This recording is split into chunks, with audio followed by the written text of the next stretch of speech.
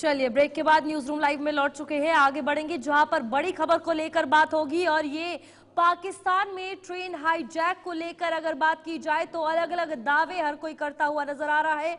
जहां पर पाकिस्तान की सेना की तरफ से भी एक बयान सामने आया है और वो बयान ये है कि उनकी तरफ से कहा गया है कि ट्रेन हाईजैक के सभी बंधक छुड़ाए गए हैं। तो इसको लेकर अगर बात की जाए इस वक्त की बड़ी खबर, जहां पर इस पूरे मामले को लेकर जो हाईजैकिंग का मामला है 28 सैनिकों की मौत हो चुकी है और 33 विद्रोही जो है, आतंकी जो है बीएलए के, वो ढेर हो चुके हैं। तो फिलहाल यहाँ बड़ी खबर, ट्रेन हाईजैक पर अलग अलग दावे आए सामने। ट्रेन हाईजैक के सभी बंधक जो है उनके हवाले से जानकारी आ रही है कि सभी बंधकों ने बुधवार रात 9:30 बजे ट्रेन हाईजैक खत्म होने का दावा पेश कर दिया है। उन्होंने कहा है कि 33 बलूच लड़ाकों को मार गिराया गया है और इस ऑपरेशन में कुछ बंधक भी मारे गए हैं। उन्होंने ये भी बताया है कि बाकी सभी बंधकों को रिहा किया गया। वहीं पर पाकिस्तान के प्रधानमंत्री जो हैं शहबाज शरीफ, उनकी भी प्रतिक्रिया सामने आई। उन्होंने क्या कुछ कहा है वो आपको बताएंगे। उन्होंने कहा है कि हमारे सैनिकों ने कई विद्रोहियों को नर्क भेज दिया है, ये बड़ी बात उन्होंने कही है। अगर बात की जाए पाकिस्तान आर्मी की तो उन्होंने भी यहाँ पर तमाम बातें सामने। यूके देवनाथ हमारे साथ विदेश मामलों के जानकार ज्वाइन कर चुके हैं। बहुत बहुत शुक्रिया आपका देवनाथ जी, अपना कीमती समय देने के लिए, हमारे साथ ज्वाइन करने के लिए। इस हवाले से पूरी डिटेल्स दीजिएगा। पहले जो है वो ट्रेन हाईजैक होती है, एयर स्ट्राइक लगातार देखने को मिल रही थी, लेकिन अब हाईजैक जो है वो ट्रेन का हुआ है। अब इस हवाले से पूरी जानकारी, क्या कुछ अपडेट इस पूरी खबर में सामने आया?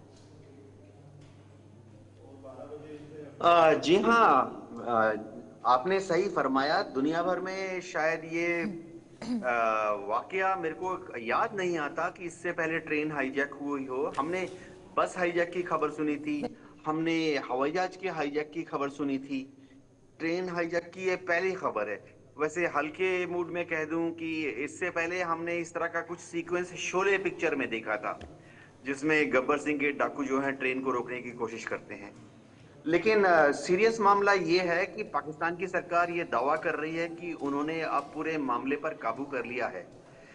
देखिए, मैं फौज में था तो मेरा मानना यह है कि अगर पाकिस्तान की फौज ने और एडमिनिस्ट्रेशन ने ट्रेन पर काबू कर लिया है, खुशी की बात है। जाहिर बात है कि मामला किसी भी देश में हमेशा काबू में होना चाहिए। सबसे बड़ी जरूरत एडमिनिस्ट्रेशन की किसी भी देश में होती है, हिंदुस्तान में भी, कि जान और माल का नुकसान ना हो, खासतौर से औरतें, बूढ़े, बच्चे जो इस ट्रेन में थे उनको नुकसान ना पहुंचे।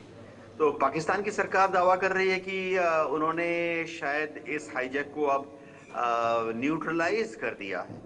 अगर ऐसी बात है तो अच्छी बात है, लेकिन क्योंकि मैं फौजी हूं और हर चीज को 4-5 जगह से इनपुट लेने के बाद ही यकीन करता हूं, तो मेरा एक मानना है कि जब भी कोई सिक्योरिटी फोर्स कभी एक टारगेट पे पहुंच जाती है, कंट्रोल कर लेती है, इस मामले में जैसे हाईजैक ट्रेन है, तो मेरे ख्याल से जो वीडियो पाकिस्तान की जो डीजी आईएसपीआर वीडियो रिलीज कर रही है, उसमें हम ये नहीं देख रहे कि पाकिस्तान के जो फौजी हैं, कमांडो हैं या स्पेशल फोर्स के दस्ते हैं, वो ट्रेन के सामने खड़े हैं या ट्रेन के आसपास घेरा डाले हुए हैं, प्लेटफॉर्म पर या रेलवे ट्रैक पर, ट्रेन के अंदर या ट्रेन की छत पर खड़े हैं। डीजी आईएसपीआर जो वीडियो रिलीज कर रही है, कई बार मुझे शक और शुबह हो रहा है कैप्टन, ये तो लेकिन सब यहाँ पर पुराने सवाल पुराने ये किसी भी और है किसी कि ऑपरेशंस जब की स्टार्टिंग वीडियो। में ये हाईजैकिंग हुई तब बीएलए की तरफ से भी ऐसे अलग अलग ही बयान सामने आ रहे थे। कभी 100 लोग बंधक थे, कभी 182 थे, कभी 500 थे। अब पाकिस्तान ने ये कहा कि हम यहाँ पर जो बंधक है, जो बलूची बंधक है, उनको छोड़ेंगे नहीं और आतंकी कह रहे थे कि सफाया उनका करेंगे। अब क्या लगता है जिस तरीके से इशू हाईलाइट हुआ है, क्योंकि स्पष्ट नहीं है कि सभी को इतने जो विद्रोही हैं उनको मार गिराया है, सभी बंधक छुड़ाए गए हैं, कंफ्यूजन जो है वो दोनों तरफा क्रिएट की गई है। जी हाँ, हो ये रहा है कि पाकिस्तान की मीडिया इस बारे पे थोड़ा सा शांत है, चुपचाप है। अगर आप देखें तो इतना बड़ा वाकया हो गया है, दुनिया भर के टीवी चैनल्स इसके बारे में खबर दिखा रहे हैं हेडलाइंस में, बीबीसी से लेकर सीएनएन बिल्कुल। से लेकर सब जगह पर।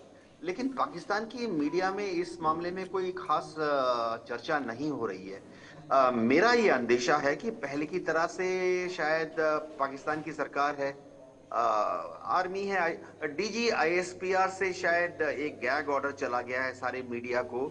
डीजी आईएसपीआर ने पाकिस्तान के चैनल को बता दिया होगा कि आप इस पर कोई खबरें नहीं दिखाएंगे, या ठीक है। खबरें दिखाएंगे भी तो सिर्फ पाक सरकार वाला पॉइंट ऑफ व्यू दिखाएंगे। इंटरनेट पे बैन लगा दिया उन्होंने बलूचिस्तान के इस जहां ट्रेन हाईजैक हुई है वहां पर। तो खबरें आ नहीं रही हैं, छन छन के सिर्फ सरकारी पॉइंट ऑफ व्यू आ रहा है। लेकिन एज ए सिक्योरिटी पर्सन मेरा ये मानना है कि अगर पाकिस्तान की सरकार ने बलूच लड़ाकों को काबू में कर लिया है तो तुरंत उन्हें एक ऑफिशियल व्हाइट शीट इशू करना बिल्कुल। चाहिए, जिसमें कि वीडियो होना चाहिए ट्रेन पर।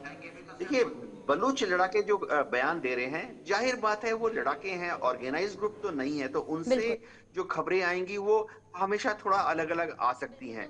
बलूच लड़ाके हैं। चाहिए, पब्लिक डोमेन में लाना चाहिए कि आखिरकार सच्चाई क्या है, और जो मिथ्स यहाँ पर क्रिएट करने की कोशिश की जा रही है, एक बबल क्रिएट करने की कोशिश की जा रही है, उसको तोड़ा जा सके। फिलहाल आपको उत्तर प्रदेश के गोरखपुर ले चलेंगे, जहां पर सीएम योगी आदित्यनाथ ने एक कार्यक्रम में शिरकत की है। सुनिए इस दौरान अपने संबोधन में क्या कुछ कह रहे हैं। होता है जिसमें पूरा एनसीआर क्षेत्र एक गैस चैम्बर में बदल जाता है, और उस समय देश के जितने भी लंग्स विशेषज्ञ होते हैं इनके द्वारा एक हेल्थ अलर्ट जारी किया जाता है, और हेल्थ इमरजेंसी के रूप में ये लोग कहते हैं कि जो भी लंग्स के पेशेंट हैं वे सावधानी रखें, घर के बाहर न निकलें, मास्क लगाएं, या फिर बहुत सारी सावधानी उस समय इनके द्वारा दी जाती है। आखिर कौन है इसके लिए जिम्मेदार कि देश की राजधानी गैस चैम्बर में बदल जाती है? ये केवल दिल्ली के लोग ही उसके लिए जिम्मेदार नहीं होते, कहीं ना कहीं ऐसा जरूर होगा जिसमें हम लोग इन चीजों को अक्सर नजरअंदाज करते हैं, लेकिन कहीं ना कहीं कोई ना कोई कारक जरूर होगा जो दिल्ली और आसपास के क्षेत्र को एक गैस चैम्बर में बदल करके लोगों के स्वास्थ्य के साथ और उनके जीवन के साथ खिलवाड़ करने की एक स्थिति पैदा कर दी जाती है। और मुझे लगता है कि उन चीजों के बारे में हम सबको आज समय आ गया है। प्रधानमंत्री जी ने वैसे ही नहीं कहा कि हमें सन 2070 तक नेट जीरो के लक्ष्य को प्राप्त करना है। नेट जीरो का मतलब कार्बन उत्सर्जन को न्यूनतम करने की दिशा में बढ़ाए जाने वाले कदम। पिछले 10 वर्ष में इसके लिए अनेक कार्यक्रम चलाए गए। आपने देखा होगा, पहले नगरीय क्षेत्रों में स्ट्रीट लाइट लगती थी, हैलोजन लगते थे, वो ऊर्जा भी ज्यादा लेती थी, आवाज भी करती थी, और कार्बन उत्सर्जन भी ज्यादा करती थी। कहीं लाल लाइट लग जाती थी, कहीं पीली लाइट लग जाती थी, कहीं पर किसी अन्य कलर की लगती थी, और ऊर्जा की खपत बहुत ज्यादा होती थी। उसमें कीड़े मकोड़े भी आते थे, वे जलते रहते थे, उनसे भी आपने देखा होगा कितनी बदबू, उसके सामने उसके नीचे कोई खड़ा हो जाए बहुत बदबू होती थी। लेकिन हम लोगों ने 2017 में प्रदेश भर से 16 लाख हैलोजन लाइट को हटा करके उसकी जगह एलईडी स्ट्रीट लाइट दिया। आप आश्चर्य करेंगे कि पैसा हमने एक भी खर्च नहीं किया। हमने ईएसएल को ये जिम्मेदारी दी कि वह ये जितने भी हैलोजन हैं इनको हटा करके इनकी जगह एलईडी स्ट्रीट लाइट लगा ले, और इसको 7 वर्ष तक इसके रखरखाव की जिम्मेदारी वो ले। पैसा हम नहीं देंगे, एनर्जी में जितनी बचत होगी उसका जो डिफरेंस होगा उसको आप ले लीजिए। और वे सहमत हुए। उन्होंने सभी 16 लाख एलईडी स्ट्रीट लाइट हटाकर एलईडी स्ट्रीट लाइट बदली हेलोजन हटा करके। आपने देखा होगा कि आज भी हमारे नगर निकायों में प्रदेश के अंदर लगभग 1000 करोड़ रुपए की प्रतिवर्ष बचत होती है इसके कारण। यानी जो पैसा हम केवल ऐसे वेस्ट कर दे रहे थे, जिसकी कोई कीमत नहीं होती थी, जिसको हमें मान करके चलते थे कि चाहे पैसा सरकार दे या बिजली कंपनियों पर इसका बोझ पड़े, और बिजली कंपनी कहां से देंगे, वो भी सरकार को ही उसके कर्ज को चुकाना पड़ता है। या आप एक ईमानदार करदाता को मजबूर कर देते हैं, जो टैक्स पेयर है उसका शोषण कर रहे हैं इसके माध्यम से, कि ज्यादा पैसा आप उससे वसूल कर रहे हैं, उसका दुरुपयोग होता था। आज कम से कम नगर निकाय इस 1000 करोड़ रुपए की का उपयोग, इसका सदुपयोग अन्य सुविधाओं को देने में कर सकते हैं, ज्यादा बेहतर सुविधाएं देने में कर सकते हैं। एक प्रयास वहां से प्रारंभ हुआ था। और इसके उपरांत हम लोग कहीं जाते थे तो हम लोग देखते थे प्रधानमंत्री जी का अक्सर स्वच्छता में बहुत जोर होता था। आपने पहली बार देखा होगा देश के अंदर 12 करोड़ घरों में शौचालय बनाए गए। पहली बार आपने देखा होगा तो हम लोग देखते थे प्रधानमंत्री जी कहीं आते थे तो उनके चौपर के लैंड होने के साथ ही अगर आप कितनी भी सफाई कर लेंगे तो सफाई उसी समय सबके चेहरे को बेनकाब कर देती थी, क्योंकि जैसे चौपर लैंड करता था उसके साथ प्लास्टिक का कूड़ा अगल बगल इतना गिर जाता था कि कितनी भी सफाई करेंगे तो आपके पूरे उसको वहां पे पर्दाभास कर देता था।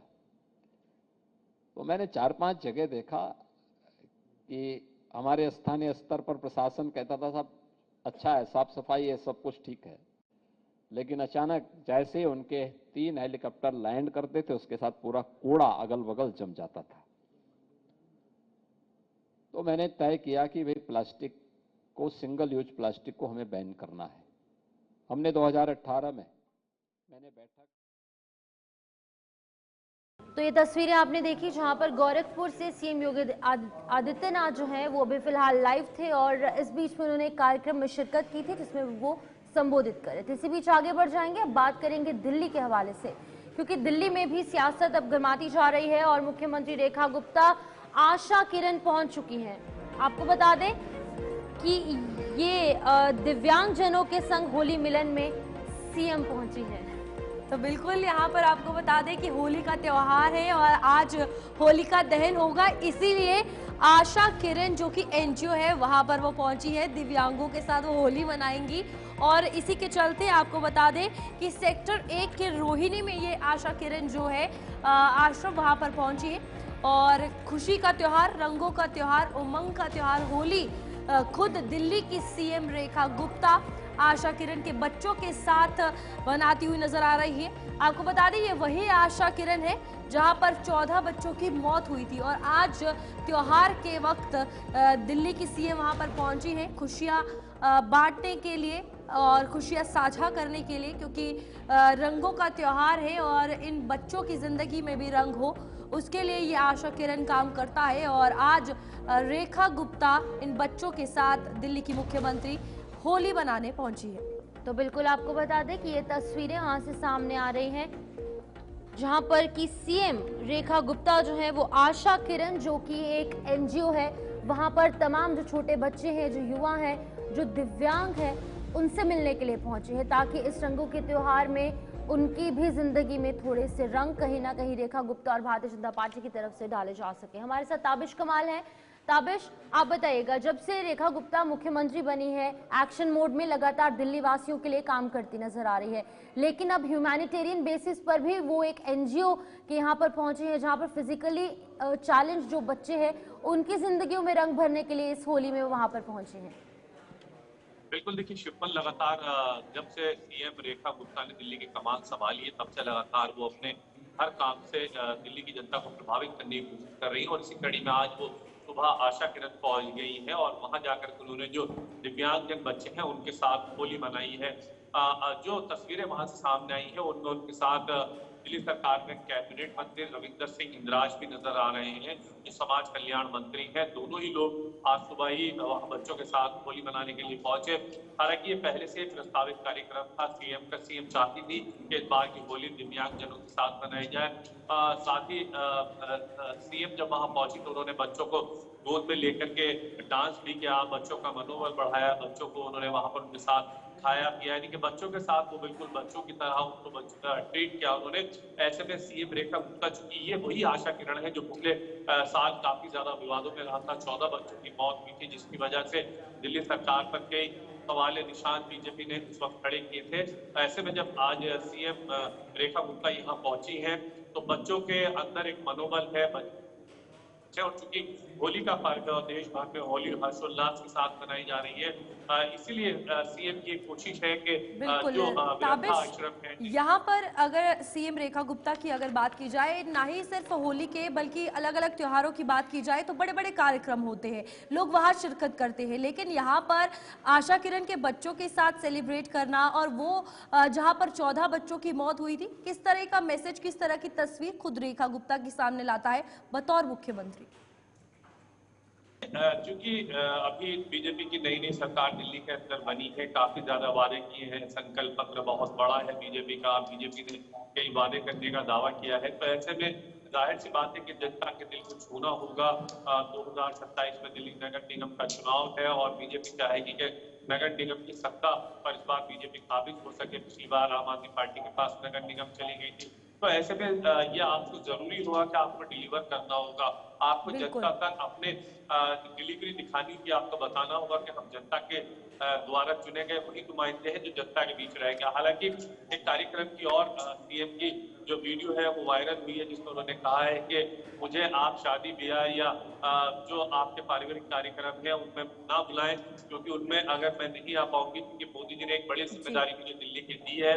आप कोशिश करें कि मुझे इस तरह के कार्यक्रमों में ना बुलाएं और ना ही मैं उन कार्यक्रमों में आऊंगी। यानी उन्होंने साफ संकेत दे दिया कि निजी जो कार्यक्रम होंगे वो बहुत कम वो शिरकत करेंगी और जो सरकारी कार्यक्रम होंगे, जो जनता से जुड़े हुए कार्यक्रम होंगे, वो वहां पर ज्यादा शिरकत करेंगी। यानी कि ये एक मैसेज दिया गया है कि काम करने के लिए आए हैं, निजी कार्यक्रमों में जाकर के कार्यक्रम की शोभा बढ़ाने के लिए मुख्यमंत्री नहीं बनी है। तो ये एक बड़ा मैसेज दिल्ली की तरफ से दिल्ली के मुख्यमंत्री ने दिया है।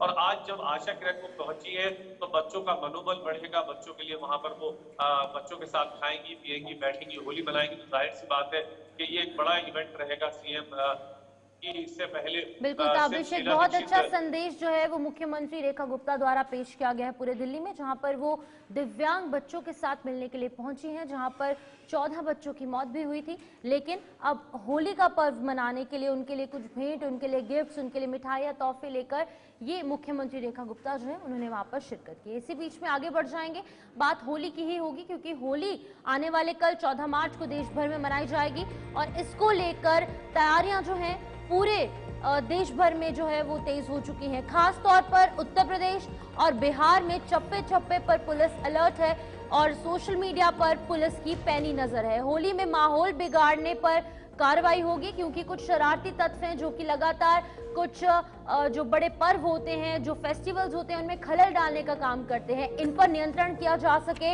इन तमाम चीजों को लेकर पुलिस प्रशासन है, साइबर सेल है, सभी द्वारा तैयारी पूरी कर ली गई है। तो बिल्कुल यहाँ पर होली को लेकर अगर बात की जाए तो यहाँ 14 मार्च के दिन जुम्मे का दिन भी है और होली भी है, जिसको लेकर खास तौर पर ये एक रीजन है, पुलिस अलर्ट पर है। यूपी हो बिहार हो, सभी चप्पे चप्पर पर पुलिस जो है वो लगा दी गई है। सोशल मीडिया पर नजर इसीलिए रखी जा रही है ताकि किसी भी तरीके की आपत्तिजनक वीडियो या फिर कोई अफवाह जो है सोशल मीडिया पर ना फैले, कोई ऐसी वीडियो वायरल ना हो जो फेक हो। तो इसी को लेकर होली में देश भर में तैयारियां जो है वो शुरू हो गई है। कल होली है और यहाँ पर प्रशासन का हर एक अधिकारी, खुद प्रशासन के, अगर पुलिस की बात की जाए या फिर हायर एडमिनिस्ट्रेशन की बात की जाए, हर एक जो है वो ध्यान रख रहा है ताकि किसी भी तरीके का कोई सौहार्द, आपसी सौहार्द जो बिगाड़ने की कोशिश ना की जाए। और फिलहाल होली को लेकर खुशी के साथ, शांति के साथ हर कोई त्योहार मनाता हुआ नजर आए, क्योंकि यहाँ पर जुम्मे की नमाज भी होनी है और इन सभी के मद्देनजर प्रशासन ने ये निर्देश जारी किए हैं। हमारे साथ उज्जवल कुमार ज्वाइन कर चुके हैं, हमारे संवाददाता ग्राउंड जीरो से। उज्जवल, बताइएगा पूरे अगर हम देश भर की बात करें तो आने वाले कल 14 मार्च को होली का पर्व मनाया जाएगा, लेकिन कुछ शरारती तत्व ऐसे होते हैं जो कि इन अच्छे दिनों में रंग में भंग डालने की कोशिश करते हैं, तो इन पर कैसे नियंत्रण किया जाएगा पुलिस द्वारा इस बार? बिल्कुल। देखिए, जिस तरीके से कल जो होली का त्योहार है देश भर में जो है वो मनाया जाएगा, और इसको लेकर जो है वो तैयारियां जो है वो लगभग पूरी जो है वो भी कहीं से कर ली गई है, क्योंकि होली और जुम्मा जो है वो एक ही दिन जो है वो पड़ रहा है। तो जिस तरीके से आप दर्शकों को जानकारी दे रहे हैं कि कुछ शरारती तत्व होते हैं, कुछ ऐसे असामाजिक जो है उसे कह सकते हैं आप तत्व है जो आपको जो है वो बिगाड़ने की कोशिश करते हैं, और इसी के मद्देनजर यूपी हो, बिहार हो या देश भर के अलग अलग जगह जहाँ पर भी होली जो है वो मनाई जाती है, कहीं ना कहीं जो है जुम्मे की नमाज पढ़ी जाती है, वहाँ पर जो है संवेदनशील इलाकों में पुलिस की जो है वो पैनी नजर बनी हुई है। और खासतौर पर अगर राष्ट्रीय राजधानी दिल्ली की आप बात करेंगे तो दिल्ली पुलिस की तरफ से तकरीबन दिल्ली में 24 जगहों को जो है वो चिन्हित किया गया है, और ये ऐसी 24 संवेदनशील जगह है जहाँ पर अतिरिक्त सुरक्षा बल जो है वो तैनात कर दिए गए हैं। और देखिए, जो है तकरीबन पिछले 3-4 दिन से जो है वो लगातार दिल्ली पुलिस जो है वो गश्त लगा रही है, पेट्रोलिंग कर रही है, और कहीं ना कहीं पैनी नजर बना रखी है। इसके साथ साथ देखिए, तो 24 जगह में से जो मुख्य प्रमुख जगह है जो संवेदनशील है, वो हम अपने दर्शकों को बता देते हैं कौन कौन सी जगह है जहाँ पर पुलिस की पैनी नजर है, जहाँ पर कहीं ना कहीं ये भी अंदेशा है पुलिस का कि कुछ शरारती तत्व जो है वो माहौल बिगाड़ने की कोशिश कर सकते हैं। इसमें खासतौर पर मुस्लिम बहुल इलाके हैं। देखिए, जैसे दिल्ली में सीलमपुर पड़ता है, जाफराबाद है, इसके अलावा एक शिव विहार नाम की जगह है, मुस्तफाबाद है, भजनपुरा है, त्रिलोकपुरी है, और इसके साथ साथ खासतौर पर जो नॉर्थ ईस्ट दिल्ली के जो इलाके पड़ते हैं वहाँ पर जो है पुलिस अपनी पैनी नजर जो है वो बना रखी है, और 35,000 से ज्यादा उज्जवल, जो है वो यहाँ पर जवान। एडमिनिस्ट्रेशन का काम है ऑर्डर जारी करना, जनता का काम है ऑर्डर को फॉलो करना। अब जनता को भी ये चीज समझना कितना ज्यादा जरूरी है, क्योंकि यहाँ पर दो समुदायों को लेकर भी बहुत बड़ा सवाल है, और राजनीतिक रोटियां ना सेकी जाए, इसलिए लोगों को समझना कितना ज्यादा जरूरी है। बिल्कुल, देखिए, लोगों को समझना बहुत ज्यादा जरूरी है। पुलिस अपना काम कर सकते हैं, पुलिस पेट्रोलिंग कर सकती है, लोगों को समझा सकते हैं, लेकिन अल्टीमेटली अगर आप आखिरी में देखेंगे तो सब कुछ जो है वो आम जनता के ऊपर डिपेंड करता है। और इसलिए दिल्ली पुलिस भी देखिए, जितने भी RWS के प्रेसिडेंट है उनके साथ जो है कहीं ना कहीं उन्होंने बैठकें करी है, और बताया कि किस तरीके से जो है सामाजिक तत्व जो है इस बार होली खराब करने की कहीं ना कहीं कोशिश कर रहे हैं, जो त्योहार है उसको खराब करने की कोशिश की जाएगी। तो इसलिए आपसी भाईचारा जो है वो बना रहे, इसके मद्देनजर जो है खासतौर पर RWS के जो प्रेसिडेंट है उनके साथ भी दिल्ली पुलिस ने जो है वो बैठकें की हैं। और इसके साथ साथ देखिए, जैसा कि जानकारी दी है, 35,000 से ज्यादा जो दिल्ली पुलिस के जवान हैं होली वाले दिन भी जो है दिल्ली की सड़कों पर तैनात रहेंगे, अपनी ड्यूटी करेंगे। और इसके साथ साथ जो हाई रेजोल्यूशन कैमरा है उसका दिल्ली पुलिस जो है वो इस्तेमाल करेगी होली पर, और उसके साथ साथ जो है ड्रोन का भी इस्तेमाल दिल्ली पुलिस की तरफ से किया जाएगा, ताकि जो त्योहार ठीक है उज्जवल, बहुत बहुत शुक्रिया तमाम जानकारी देने के लिए। उज्जवल कुमार यहाँ पर अपडेट कर रहे थे कि इस तरीके से कुछ ऐसे इलाके हैं जिन्हें कि चिन्हित किया गया है जहां पर की सुरक्षा व्यवस्था ज्यादा कड़ी होगी, क्योंकि कुछ हॉटस्पॉट्स है, कुछ संवेदनशील इलाके हैं, क्योंकि कल जुम्मा भी है, क्योंकि रमजान का पावन पर्व चल रहा है, और इस दौरान कुछ खलल ना हो जाए दोनों समुदाय के बीच में, या फिर कुछ शरारती तत्व ऐसे हैं जो कि खलल डालने की कोशिश करते हैं, वो शरारती तत्व एक्टिव ना हो जाए। इन तमाम चीजों को लेकर जो पुलिस प्रशासन है अलर्ट मोड पर नजर आ रही है। इसी बीच में अब हम बात करेंगे उत्तर प्रदेश की, क्योंकि उत्तर प्रदेश में भी लगातार सिक्योरिटी सिनेरियो की बात की जाए तो वहां पर टाइटन की गई है। इसी के बीच में SP अरुण कुमार सिंह से हमारे जो संवाददाता है अनुज हनुमत, उन्होंने खास बातचीत की है। सुनिए कि उन्होंने सुरक्षा के हवाले से क्या कुछ कहा है होली के पर्व को लेकर। स्वागत है आपका JK न्यूज में। पुलिस अधीक्षक लगातार होली सकुशल संपन्न हो, और इस मौके पर जब प्रशासन लगातार सक्रिय है, लगातार जो कह सकते हैं कि रात्रि यहाँ पर व्यवस्थाएं देखी जा रही हैं, हर चौराहे गली मोहल्लों में कहीं भी वो व्यवस्था जो सुचारू रूप से चले। पुलिस अधीक्षक अरुण कुमार सिंह लगातार ग्राउंड जीरो पर हैं। सर, किस तरह की व्यवस्थाएं आप देख रहे हैं, क्या शासन की मंशा? ऐसा देखिए, होली और रमजान दोनों त्योहार साथ साथ हैं, और हमारे पुलिस डिपार्टमेंट के लिए ये जो संवेदनशील त्योहार होते हैं उनमें दोनों है। इसको देखते हुए हम लोगों ने ये त्योहार शुरू होने से पहले ही होलिका दहन स्थलों की गणना करा ली है, तो चाहे हमारे त्योहार रजिस्टर हो, चाहे LIU की रिपोर्ट हो, या फिर फिजिकली हमारे BPOज जो हमारे बीट पुलिस अफसर हैं, सिपाही, दीवान, हल्का प्रभारी, दरोगा, थाना प्रभारी, सबने भ्रमण करके चिन्हित कर लिया है। 803 होलिकाएं हैं। हर होलिका के लिए एक नोडल अफसर नियुक्त है पुलिस का। ऐसा भी हो सकता है कि किसी के पास एक के बजाय 2-3 होलिकाएं हों। इसी तरह से जनपद में जितनी मस्जिदें हैं उन पे भी नोडल अफसर नियुक्त हैं। उसकी निगरानी करने के लिए, साथ ही साथ जो रिलीजियस लोग हैं, जो लीडर्स हैं सोसाइटी के या मंदिर के, मस्जिद के, इन सबसे समन्वय स्थापित करने के लिए हमने जहां होलिकाएं स्थापित हैं उसी के बगल के जो प्राकृतिक रूप से जो वहां के बासिंदे हैं, जिन्हें हम कहते हैं नेचुरल विटनेस, उन्हीं को हमने बना रखा है सुरक्षा समिति में, चाहे वो हिंदू हो चाहे वो मुसलमान। अच्छा, इस पूरी एक्सरसाइज करके लगातार हम लोग पब्लिक से समन्वय बनाए हैं। हमारी कलेक्ट्रेट में DM साहब की अध्यक्षता में बैठक भी हो गई है।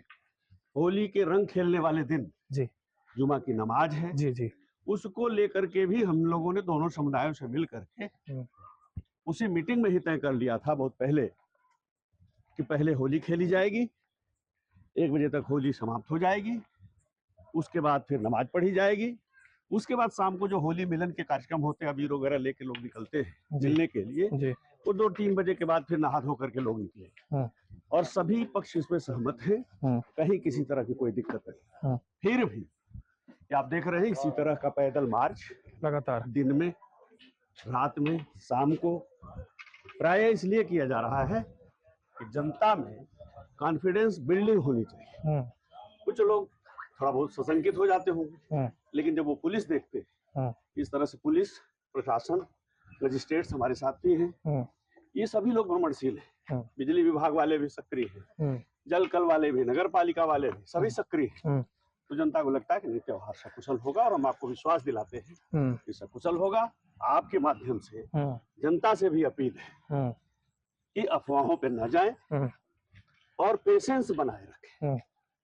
शासन प्रशासन सभी पक्षों के लिए है और सबका त्योहार सकुशल संपन्न कराएगा।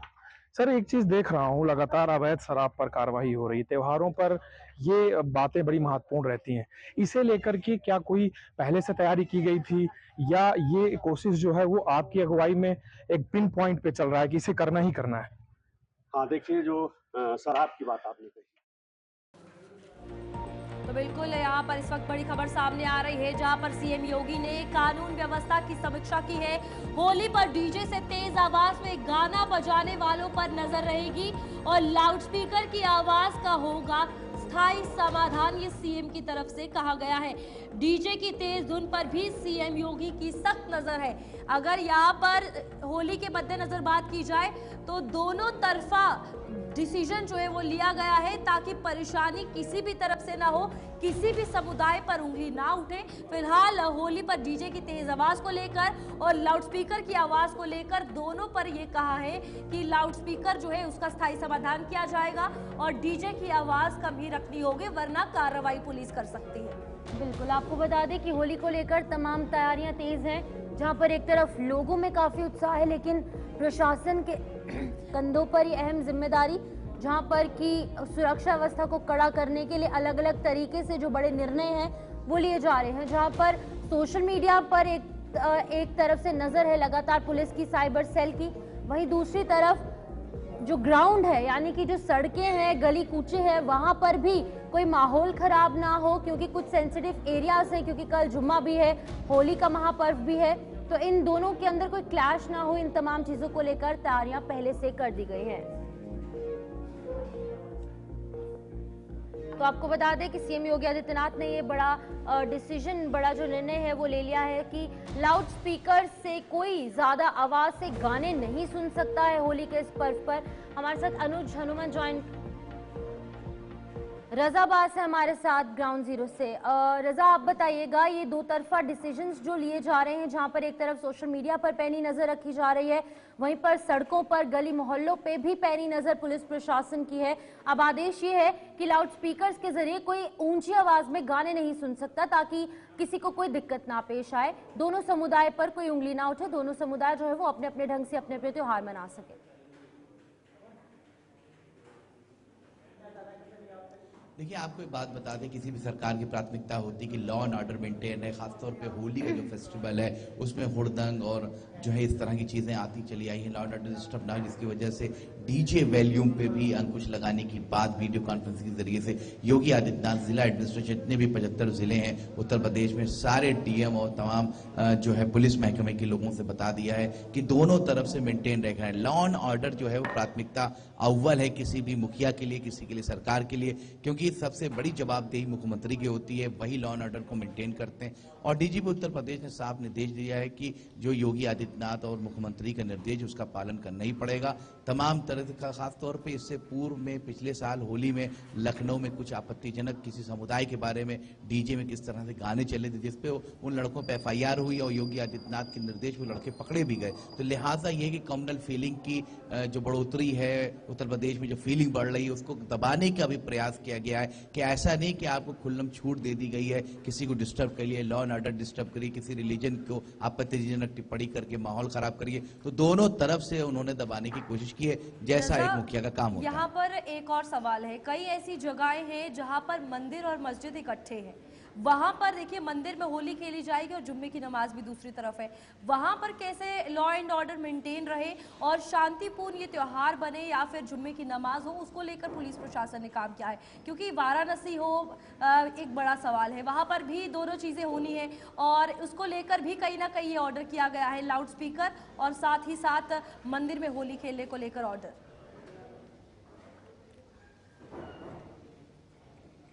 देखिए, आपको एक बात बता दें कि कोई पहली बार जुमे के दिन जो है होली नहीं पड़ी है, इसकी पूर्व में कई सरकारों में पड़ी है, मगर जाहिर सी बात है लॉ एंड ऑर्डर को लेकर चिंताजनक माहौल एक रहता है किसी मुखिया का, किसी सरकार का।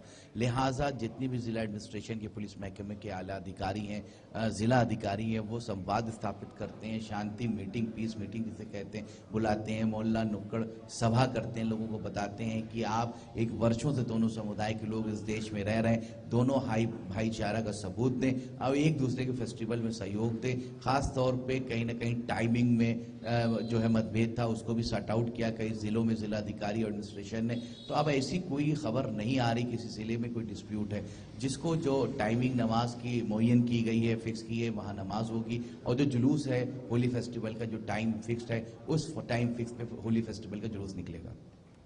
ठीक है रजा, बहुत बहुत शुक्रिया तमाम जानकारी देने के लिए। रजा अब्बास यहाँ पर ज्वाइन किए थे, जहाँ पर होली के हवाले से वो अपडेट कर रहे थे कि किस तरीके से पुलिस प्रशासन ने पैनी नजर जो है वो रखी है। इसी बीच आगे बढ़ जाएंगे, अगली खबर उत्तर प्रदेश के संबल से जामा मस्जिद की रंगाई पुताई को लेकर बड़ी खबर सामने आ रही है और इसका काम आज शुरू हो चुका है। तो आपको बता दें कि जामा मस्जिद को लेकर लगातार विवाद था और संबल जामा मस्जिद ASI की टीम अब पहुंच चुकी है। मस्जिद की रंगाई और पुताई यानी कि उसकी रेनोवेशन के लिए जो बड़ी बातें कही जा रही थी, इन तमाम चीजों पर फुल स्टॉप और आज के दिन ये काम शुरू हो चुका है।